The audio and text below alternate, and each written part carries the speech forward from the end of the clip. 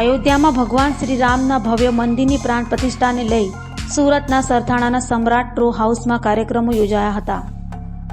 અયોધ્યામાં 22મી જાન્યુઆરીએ ભવ્ય રામ મંદિરની પ્રાણ પ્રતિષ્ઠાને લઈ સુરત રામમય બની ગયું હતું.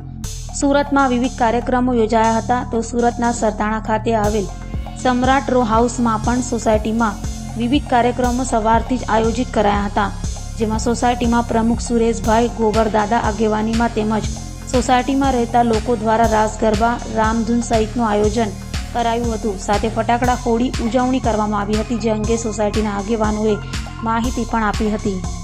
આપનું નામ, કઈ જગ્યા છે અને શું કાર્યક્રમ રાખવામાં આવ્યો? મારું નામ જિગ્નેશ વાટલિયા અને હું સમ્રાટ ટ્રો હાઉસમાંથી બોલું છું, સરથાણા જકાતના ખાતે.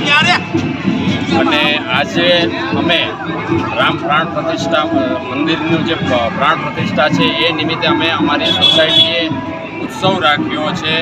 રાસ ગરબા સાથે આખી સોસાયટી ધામધૂમથી એને ઉજવી રહી છે. કેટલા લોકો તમારી સાથે જોડાયા છે? આશરે 500 થી 600 લોકો અમે જોડાયેલા છીએ અમારી સોસાયટીમાં. અને જે આ રામમય જે ભક્તિનું વાતાવરણ છે એમાં લોકોને તમે શું સંદેશો આપવા માંગો છો?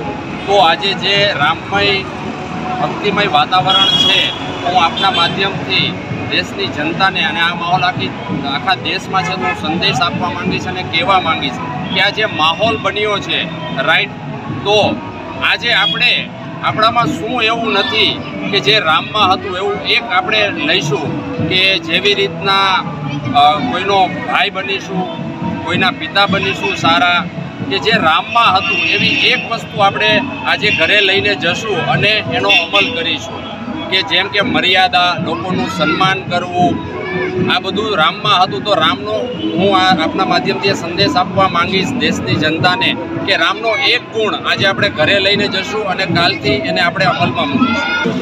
મારું નામ સુરેશ કુમાર છે, સમ્રાટ ટ્રો હાઉસનો પ્રમુખ છું અને સરથાણા વિસ્તારમાં સમ્રાટ સોસાયટી આવેલી છે.